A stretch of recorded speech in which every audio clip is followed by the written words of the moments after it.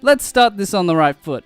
I don't like Hi-Rez. My personal opinion on Hi-Rez, MOBAs, arena shooters, battle royales, they're all negative. I won't deny that they're good. They're good. People love them. I've had fun with them, but let's not make this video about my own personal oddities because I hate having fun. So this thought process all started recently when I was talking to my Smite-loving co-host to my podcast, Adrian/Leo.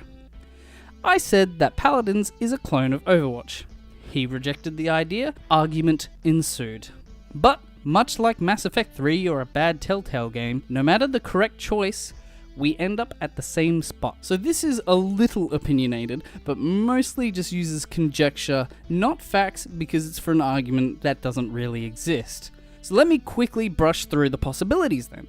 Number 1. Hi-Rez began working on Paladins well before Overwatch was announced, and a lot of their abilities are featured in Hi-Rez's other games. Paladins can't possibly be a clone at beta release, because at this point, Overwatch was in a closed beta, and Hi-Rez is a much smaller studio than Blizzard, and therefore could not make a game in time to compete. Therefore, Paladins is not a clone. The other possibility, Hi-Rez had some good boffins die retrieving the Death Star plans, perhaps they got into the closed beta, perhaps they had insider trading, but Paladins is then a clone. That's the other possibility. Either way, Hi-Rez will deny the plagiarism claims, come up with stuff that they have publicly announced. But something interesting happens to the ecosystem of the games industry. Now I know this is a dead debate, but the answer is so simple that it hurts.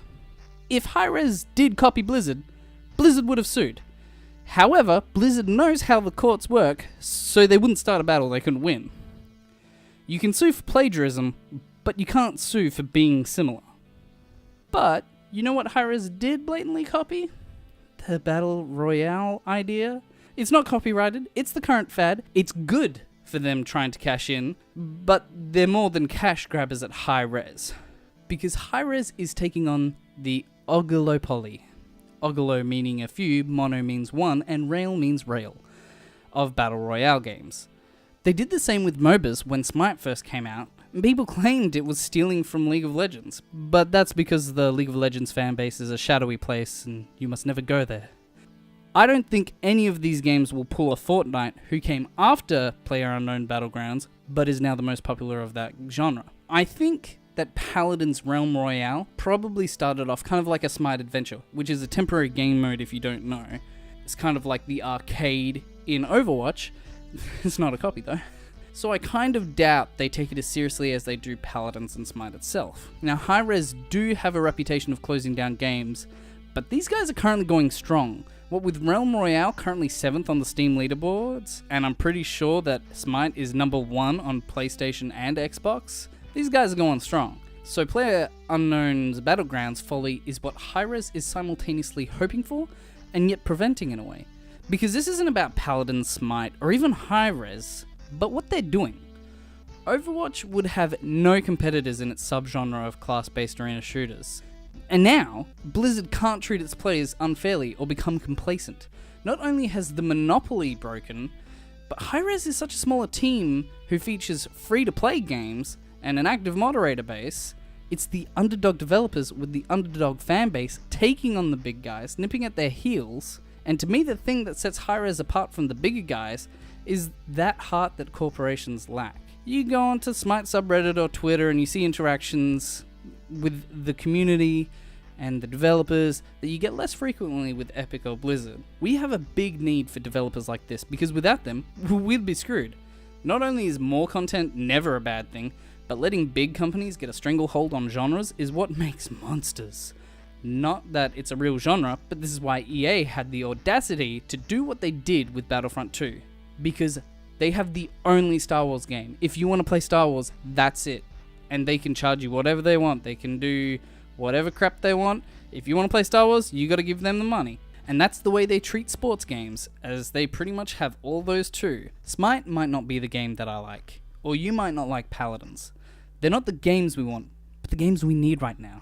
Because Hi-Rez isn't our hero, they're whatever we need them to be. A silent guardian, a watchful protector, Hi-Rez Studios. And while I don't like their games, the next time you see a game that's similar to another, just remember, without people like Hi-Rez, Every game has the potential to kind of jump that shark, and Battlefront 2, all of it. Hi-Rez, the studio saving the industry with Similarity. And now, a personal letter. Dear Leo, Adrian, my boy, I just don't understand why you care about Hi-Rez. I get you like the game, but isn't the player base low? I mean, oh damn, so 300,000 at least on PlayStation. Wow, nice. Smite's doing better than I thought. Where are you on this playlist? Oh, wait. Holy shit. Adrian, you're in the top 1%. When it comes to killing people in Smite, you are roughly better than 6,008,000 people. And Beefcake, you're not far behind, but Jesus Christ. No wonder you like Hi-Rez. Are they paying you? They should be. Why aren't we streaming this? Oh my god! Smite is the best game ever, sweet Jesus!